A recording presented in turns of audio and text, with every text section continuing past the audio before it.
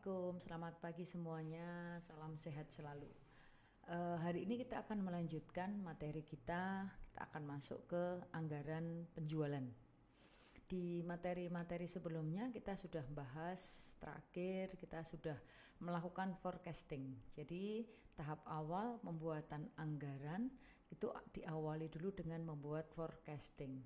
Nah, forecasting kemarin sudah kita selesaikan dengan dua metode, yaitu metode product moment dan least square. Nah, sekarang kita akan masuk ke tahap berikutnya, yaitu membuat anggaran penjualan. Nah, apa itu anggaran penjualan?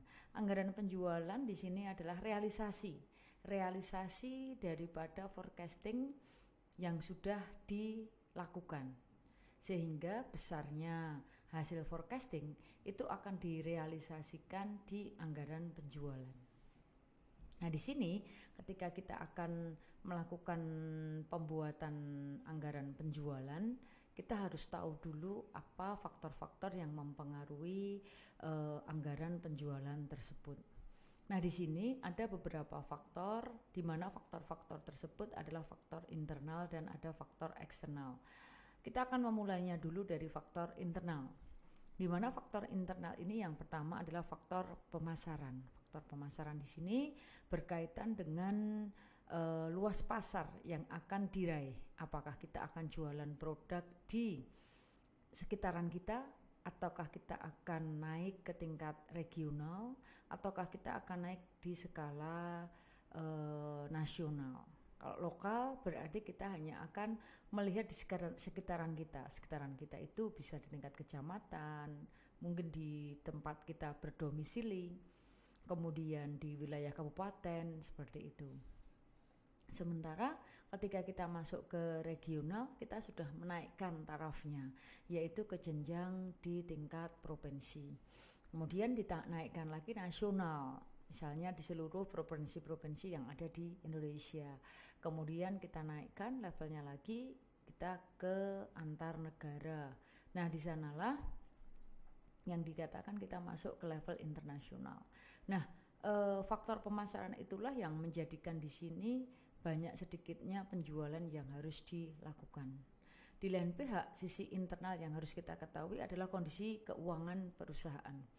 Bagaimanakah kondisi keuangan perusahaan? Apakah di sana itu mencapai atau kondisi keuangannya di sana itu memungkinkan untuk membeli bahan baku, untuk membayar tenaga kerja, melakukan promosi, kemudian packing dan semuanya. Nah, sehingga faktor keuangan ini juga harus dilihat mampu atau sehat tidaknya. Kemudian faktor ekonomis. Nah, di sini faktor ekonomis itu berkaitan dengan kondisi perusahaan itu sendiri. Kalau yang pertama tadi berkaitan dengan marketing, yang kedua berkaitan dengan kemampuan keuangan. Kalau di sini yang dikatakan ekonomis itu adalah berkaitan dengan kemampuan perusahaan menghasilkan laba. Apakah produk yang dijual itu sudah menghasilkan laba atau belum? Jika belum, harus dievaluasi. Jika sudah, di sana tinggal kita melihat apakah laba yang diraih itu sudah sebanding belum dengan modal yang digunakan. Kemudian di lain pihak kita juga harus tahu faktor teknis. Nah, faktor teknis di sini berkaitan dengan alat dan mesin. Nah, alat dan mesin yang digunakan itu mampu nggak memenuhi target penjualan, sehingga di sana dari target penjualan nanti kemampuan serap daripada bahan baku, tenaga kerja itu bisa diperhitungkan, sehingga yang diharapkan nanti terjadinya efisiensi dan efektivitas. Kemudian juga kita juga harus mempertimbangkan di internal perusahaan faktor kebijakan perusahaan. Apakah produk kita itu akan kita jual dengan kualitas yang pertama atau kedua, ketiga, atau kualitas yang berapa. Kemudian kita juga harus tahu tingkat demografi. Tingkat demografi di sini berkaitan dengan laju apa? Laju kelahiran penduduk. Apakah negara ini memang laju penduduknya semakin tinggi atau tidak?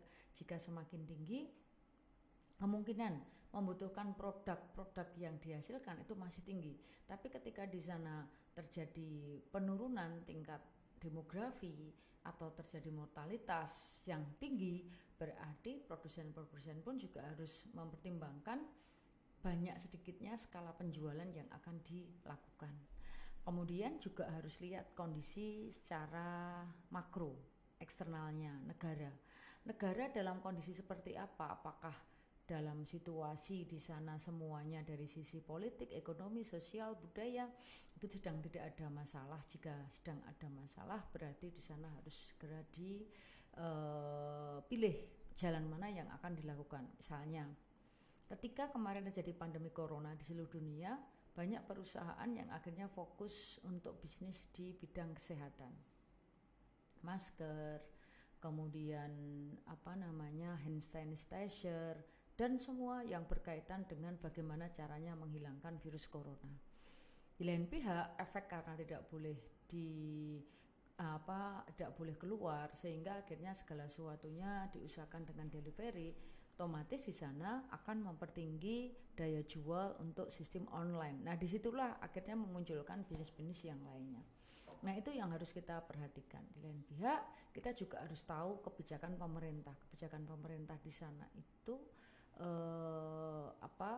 saat itu yang sedang dilakukan adalah kebijakan yang bagaimana, berkaitan dengan pajak, berkaitan dengan penetapan harga, berkaitan dengan penetapan kebijakan ketika kita harus mengimpor misalnya kita itu harus mengimpor bahan baku untuk membuat produk kita. Nah, itu tadi adalah faktor internal dan eksternal yang harus kita ketahui. Nah, selanjutnya ketika kita membuat anggaran penjualan nanti ada dua hal yang harus kita perhatikan. Yang pertama adalah dari sisi waktu. Waktunya itu adalah waktu jangka pendek atau jangka panjang. Ketika jangka panjang atau strategi sales plan, anggaran penjualan jangka panjang, berarti di sana nanti kita harus melihat potensi ke depan yang akan dihadapi. Populasinya bagaimana, keadaan perekonomiannya bagaimana, seperti itu. Kemudian anggaran penjualan jangka pendek atau tactical sales plan. Nah, di sini tactical sales plan itu adalah ketika kita berjualan dalam rentang waktu 12 bulan di tahun tersebut. Misalnya, setelah kita menghitung forecast penjualan tahun 2024, berarti selama bulan Januari 2024 hingga Desember 2024 di sana kita harus melihat di masing-masing bulan itu pergerakan penjualannya bagaimana, apakah persentasenya sama, harganya sama, kemudian ataukah di sana harus ada penetapan harga diskriminasi untuk masing-masing wilayah agar bisa menguntungkan, ataukah kita menggunakan kebijakan strategi potongan harga dan lain sebagainya. Nah, otomatis itu nanti harus memuat beberapa hal. Nah, di anggaran penjualan di sini yang harus disajikan itu adalah yang pertama, harus ada rincian per unit atau jenis produk perusahaan. Kemudian yang kedua, rincian daerah pemasarannya. Kemudian yang ketiga, harus ada diskriminasi harga. Ini pun kalau memang perusahaan ingin menetapkan kebijakan diskriminasi harga misalnya. Sama-sama produknya, tapi untuk antar wilayah mungkin diberi harga yang berbeda. Sama-sama jual produk Indomie, Sarimi, mie sedap di Indonesia dengan di negara lain, mungkin per packnya, per piece-nya di sana berbeda. Kemudian juga penetapan potongan harga. Nah, di situ juga harus kita cantumkan di anggaran penjualan sehingga nanti jelas bahwa di masing-masing wilayah nanti mungkin cara penetapan potongan harganya juga berbeda-beda. Dan di lain pihak di sana juga harus memuat periode, apakah produk tersebut dijual dalam rentang periode bulanan, triwulanan, caturbulan, semester atau tahunan. Nah, di sini yang harus diperhatikan ketika kita membuat anggaran penjualan, kita harus mempertimbangkan tadi faktor-faktor yang mempengaruhi, kemudian harga jualnya, kemudian taksiran penjualan, kemudian anggaran penjualannya, itu harus kita perhatikan dengan detail. Nah, di sini adalah contoh format membuat anggaran penjualan. Ini dengan contoh misalnya 1 tahun, tetapi di sana satu jenis produk, sehingga kolom yang paling kiri itu memuat periode dari bulan Januari dan seterusnya. Kemudian kolom berikutnya memuat unit.